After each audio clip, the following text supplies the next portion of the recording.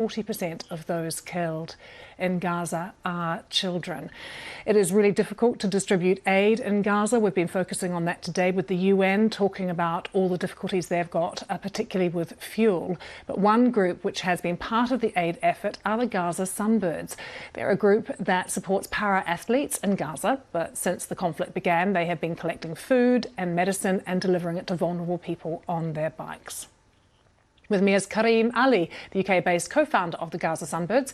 He has been in close contact with his team. I think you've got 20 athletes, 4 support staff in Gaza at the moment. Karim, really good to see you. Firstly, how are they? How's your team? Thank you, Lucy.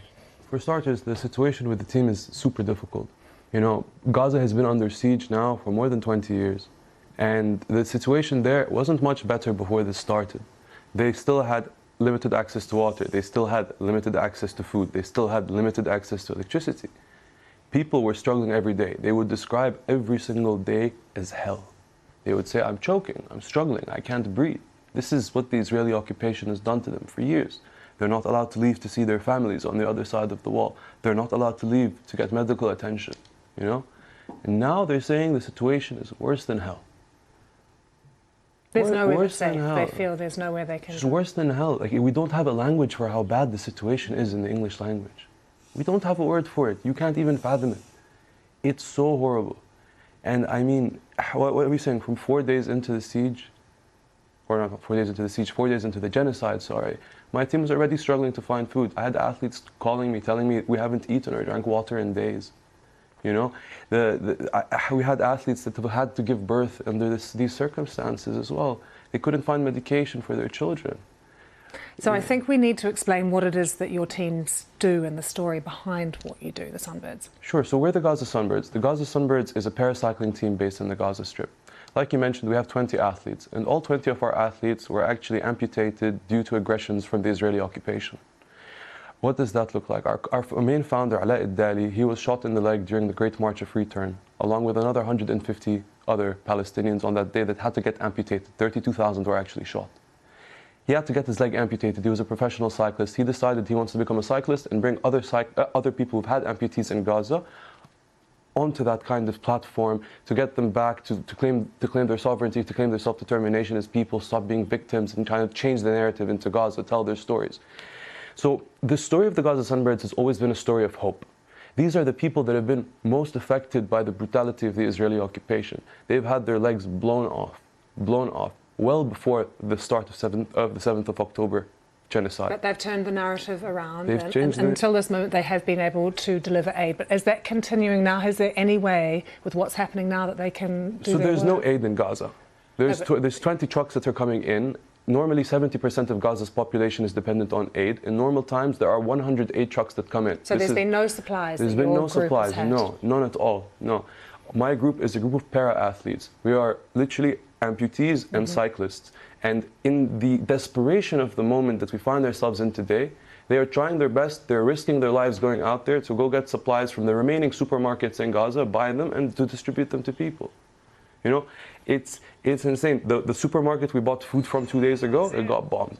The bakery we're going to buy bread from got bombed. The car we used to take the aid to the people that need it got bombed. One of our athletes went to deliver parcels on his bike. He left his bike outside and it got bombed. The situation is insane. And can you actually speak to them, Karim? What's the situation with cell phone coverage and even managing to get through and find out what's going on? So the Israeli occupation has been making it so much more difficult to communicate. As you know, they've already cut off electricity, they've already cut off water. That means that Wi-Fi is also out.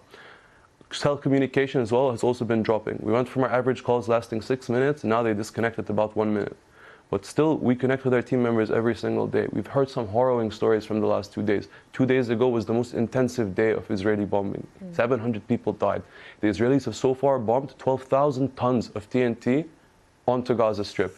The bomb that went off in Hiroshima had 15,000 tons. So does it feel like, when you speak to people, that they are just trying to get through minute by minute? I mean, even looking ahead is quite difficult at the moment. Our tagline right now is, we've survived until now.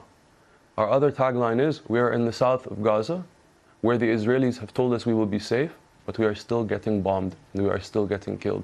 Our team has lost 50 members of family in the last 3-4 days alone. And how is it for you watching that from here? Oh, it's so painful. You know, I'm disgusted by what's happening. This is a genocide happening in front of our eyes. That word, as you know, incredibly emotive, and the Israelis, as you know, will be saying that they are targeting Hamas only, that they don't target civilians. That's simply not the truth, unfortunately. Planned, military incursions. Yes, but this is not the truth, yes, civilians are dying. Civilians are dying, and the way that the bombs are getting dropped, I don't believe are in a targeted way. Nothing from what I'm hearing on the ground suggests that the bombs have been dropped in a targeted way. Our social media manager, all 5 houses around him got blown up.